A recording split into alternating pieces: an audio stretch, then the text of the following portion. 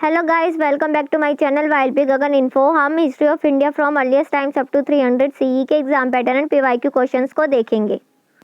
History of India from earliest times up to 300 CE DSC category का subject है, so इस subject के credit 4 हैं।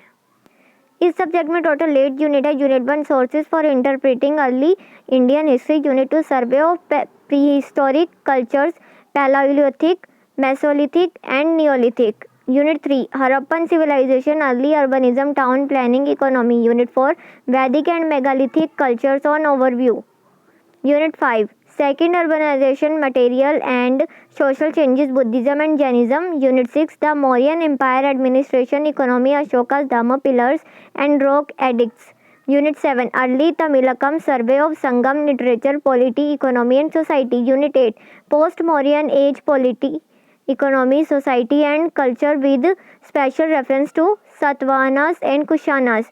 ये आप इसका स्क्रीनशॉट ले लीजिए बिकॉज मैंने हाईलाइट सिलेबस बताया है, बीच का आप देख लीजिएगा। ओके गाइस, हिंदी मीडियम में इस सब्जेक्ट को भारत का इतिहास प्रारंभिक काल से 300 सीई तक कहा जाता है। हिंदी मीडियम में इसके यूनिट 1 प्रारंभिक भारतीय इतिहास की व्याख्या करने के लिए स्रोत, यूनिट 2 प्रागैतिहासिक संस्कृतियों को सर्वेक्षण, पुरापाषाण, मध्यपाषाण और नवपाषाण, यूनिट 3 हड़प्पा सभ्यता, प्रारंभिक शहरीकरण, नगर नियोजन, अर्थव्यवस्था, सांस्कृतिक पैटर्न एवं पतन, यूनिट 4 वैदिक और महापाषाण संस्कृतियां, एक अवलोकन, यूनिट 5 द्वितीय शहरीकरण, भौतिक और सामाजिक परिवर्तन, बौद्ध धर्म और जैन धर्म, यूनिट 6 मौर्य साम्राज्य, प्रशासन, अर्थव्यवस्था, अशोक का धम्म स्तंभ और शिलालेख, यूनिट 7 प्रारंभिक तमिलकम, संगम, साहित्य, राजनीति, अर्थव्यवस्था और समाज का सर्वेक्षण, यूनिट 8 मौर्योत्तर काल, राजनीति, अर्थव्यवस्था, समाज और संस्कृति, सातवाहन और कुषाण के विशेष संदर्भ में।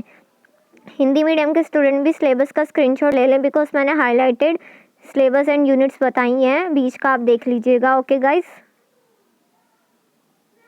History of India from earliest times up to 300 C DSC का सब्जेक्ट है, इसलिए इसका एग्जाम 90 मार्क्स का होगा एंड ड्यूरेशन 3 आवर होगी इसकी। इसमें से आपको एनी 4 क्वेश्चंस करने होंगे एंड सारे क्वेश्चंस के मार्क्स इक्वल है। आप आंसर हिंदी या इंग्लिश किसी भी मीडियम में दे सकते हैं। सो हम देखते हैं क्वेश्चन नंबर 1। प्राचीन भारतीय इतिहास के पुनर्निर्माण में पुरातात्विक स्रोतों के योगदान की आलोचनात्मक समीक्षा कीजिए। Critically assess the role of archaeological sources in reconstructing ancient Indian history. Question 2 भारतीय पुरापाषाण संस्कृतियों की प्रमुख विशेषताओं की विवेचना कीजिए। Discuss the salient features of Palaeolithic cultures in India. Question 3 Harappa सभ्यता की अर्थव्यवस्था का विवरण कीजिए। Describe the economy of the Harappans. Question number 4 उत्तर वैदिक काल के दौरान राजनीति, व्यवस्था एवं समाज में आए परिवर्तनों को रेखांकित कीजिए। Trace the changes in polity and society during the later Vedic period. Question 5 बौद्ध तथा जैन धर्म के उदय के कारणों का परीक्षण कीजिए। Examine the causes of the rise of Buddhism and Jainism. Question 6 Ashoka के धम्म पर एक निबंध लिखिए। Write an essay on Ashoka's dhamma. Question 7 discuss the significance of Satavahanas polity and economy. Satavahana राज्य व्यवस्था एवं अर्थव्यवस्था का वर्णन कीजिए। Question 8 write short notes on any 2 of the following. Vedic literature, decline of Harappan civilisation and Magadha and Shakas. निम्नलिखित में से किन्हीं 2 पर संक्षिप्त टिप्पणियां लिखिए। वैदिक साहित्य, हड़प्पा सभ्यता का पतन, मगध और शंख वंश। सो ये था आपका पीवाईक्यू। टोटल 8 क्वेश्चन हैं क्वेश्चन पेपर में, आपको एनी 4 क्वेश्चंस के आंसर देने हैं। ओके गाइस, 90 मार्क्स का पेपर है, ड्यूरेशन 3 आवर है, क्रेडिट्स 4 है। ओके गाइस, मैं आपको एक और पीवाईक्यू क्वेश्चन पेपर दिखा देती हूँ, इसका भी सेम वही पैटर्न है, duration 3 hour, 90 marks and all any 4 questions करने हैं, सारे क्वेश्चंस के मार्क्स इक्वल है। सो क्वेश्चन नंबर 1 प्राचीन भारतीय इतिहास के पुनर्गठन के लिए साहित्यिक स्रोतों के महत्व का विवेचन कीजिए। Discuss the significance of literary sources for the reconstruction of ancient Indian history. ये वही फर्स्ट क्वेश्चन है जो हमने पिछले पीवाईक्यू में देखा था, बस थोड़ा सा हल्का सा एक आधे शब्द का डिफरेंस है। ओके गाइस, क्वेश्चन 2, नवपाषाण काल में खाद्य उत्पादन के आरंभ पर एक निबंध लिखिए।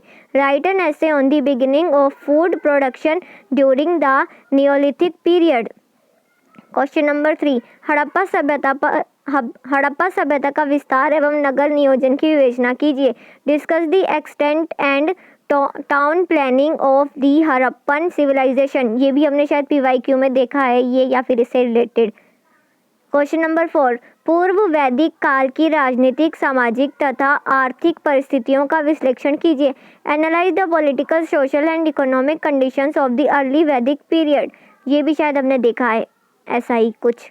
क्वेश्चन नंबर 5, बौद्ध एवं जैन धर्म की मुख्य विशेषताओं का विवेचन कीजिए। Discuss the main techniques of Buddhism and Jainism. ये भी देखा है। क्वेश्चन नंबर 6, मौर्य राज्य की प्रकृति का आलोचनात्मक मूल्यांकन कीजिए। Critically evaluate the nature of the Maurya state. Question number 7, Sangam साहित्य में प्रतिबिंबित समाज व संस्कृति का विवरण दीजिए। Give one description of the society and culture as reflected in the Sangam literature. Question number 8, write short notes on any two of the following.